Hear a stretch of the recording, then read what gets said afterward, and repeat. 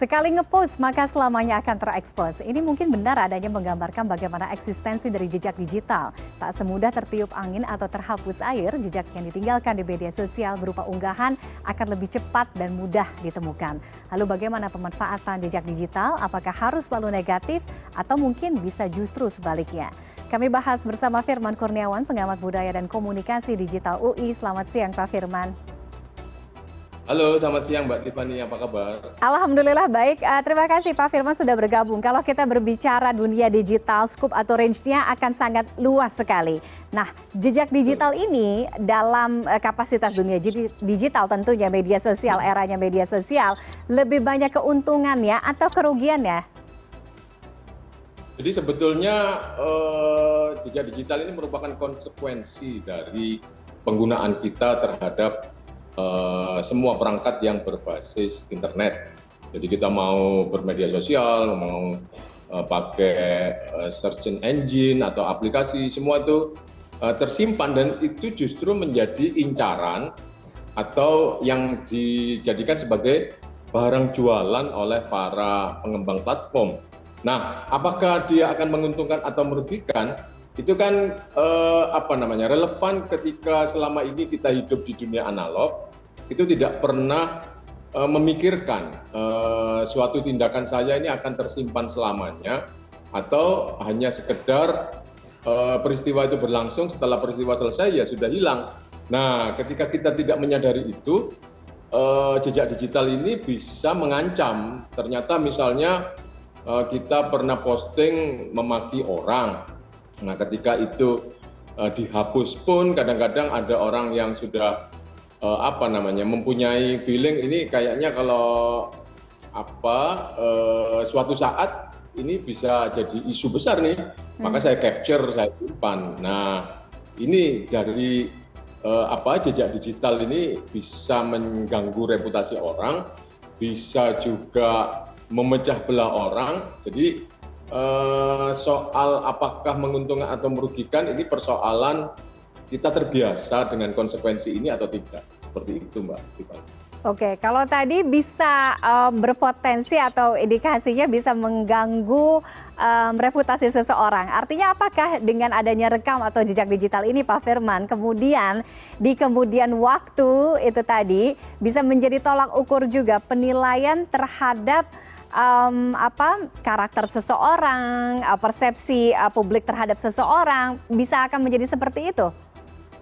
Oh banget, sangat. Jadi apa yang kita tinggalkan, apa kita posting, apa kita komen di media sosial, itu kan yang ditarik sebagai algoritma. Kemudian kalau untuk kepentingan pemasaran, dilihat kecenderungan orang ini kalau butuh produk-produk macam apa, kemudian feature yang harus ditonjolkan apa, itu kalau untuk dunia pemasaran. Nah, kalau sekarang algoritma ini melebar untuk misalnya di event pilpres atau pemilihan kepala daerah dan sebagainya, itu juga pemilih-pemilih bisa dipetakan seperti apa karakter mereka, seperti apa keberterimaan mereka terhadap kandidat dan sebagainya. Nah, ini sehingga perlu hati-hati. Jadi sebetulnya kan tindakan yang refleks, tindakan yang alamiah, tapi ternyata tertinggal sebagai jejak digital yang akan tidak bisa dihapus. Nah, ini perlu pembiasaan, perlu kan kalau kita berperilaku secara alami itu ya seperti apa adanya, kadang-kadang bergurau dengan memaki orang, tapi ketika orang yang melihat tidak paham konteksnya, dipikir karakter kita adalah karakter yang buruk. Itu satu hal, kaitan antara jejak digital dengan algoritma. Nah, hari ini mesin-mesin pengolah yang berbasis artificial intelligence itu bisa lebih canggih mengolah dan lebih cepat. Jadi katakanlah seorang kandidat yang menggunakan artificial intelligence ingin tahu seorang key opinion leader, seperti apa karakternya, seperti apa dia harus didekati. Nah, tinggal masukkan aja perintah ke artificial intelligence, apa hal yang bisa diambil dari orang yang bisa menjadi agen kampanye saya ini. Nah, jadi seperti itu, jejak digital itu pemanfaatannya sangat luar biasa. Oke, apakah pada akhirnya akan bisa menjadi fair atau adil Pak Firman dalam pembentukan persepsi masyarakat terhadap satu sosok atau satu karakter? Nah, ini ada problem etis, ada problem privasi dan sebagainya. Eh, Tadi yang dilakukan oleh algoritma, yang dilakukan oleh artificial intelligence dan sebagainya, itu kan basis-basis cara bekerja secara statistik, secara matematis. Kemudian orang dikelompokkan dalam kategori ini. Nah, kadang-kadang itu akan kehilangan konteks. Nah, di sini letak tidak fairnya. Dalam konteks apa kita misalnya mengeluarkan kata-kata yang keras, kasar. Dalam konteks apa kita mempunyai perilaku yang menurut ukuran publik tidak pantas. Mungkin bergurau, mungkin sedang ngobrol dengan teman akrab yang kadang-kadang kita menggunakan kata-kata yang di luar batas misalnya. Nah, konteks itu tidak bisa terpotret oleh tadi pengelolaan jejak digital. Nah, ketika itu tersebar luas, kemudian seolah-olah karakter kita itu seperti apa yang pernah kita sampaikan. Ini tidak fairnya di situ. Jadi mestinya kalau seseorang ingin menilai orang lain dengan menggunakan jejak digital, itu tetap harus ada dialognya. Sekarang kalau kita lihat misalnya seleksi ASN, seleksi beasiswa LPDP atau seleksi institusi yang lain, itu juga melihat media sosial seseorang kemudian dinilai di kategori. Nah, ini kalau para pewawancara atau penilai itu tidak juga melakukan dialog, ngobrol, ini bisa tidak fair, bisa salah karena data yang disusun dari jejak digital itu tidak menyertakan konteksnya.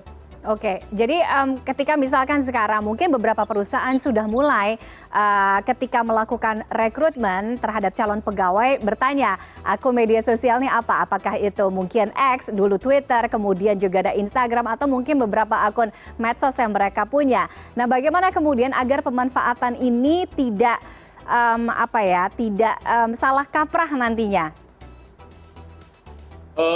Tadi pewawancara atau penilai harus menggunakan data-data yang dikombinasi. Jadi selain mengandalkan pengumpulan data dari media sosial kandidat yang diperhatikan dari berbagai macam dibandingkan, tadi juga harus ada proses wawancara. Kalau masuk ke perguruan tinggi itu kan juga ada rekomendasi dari mantan pengajarnya dan sebagainya.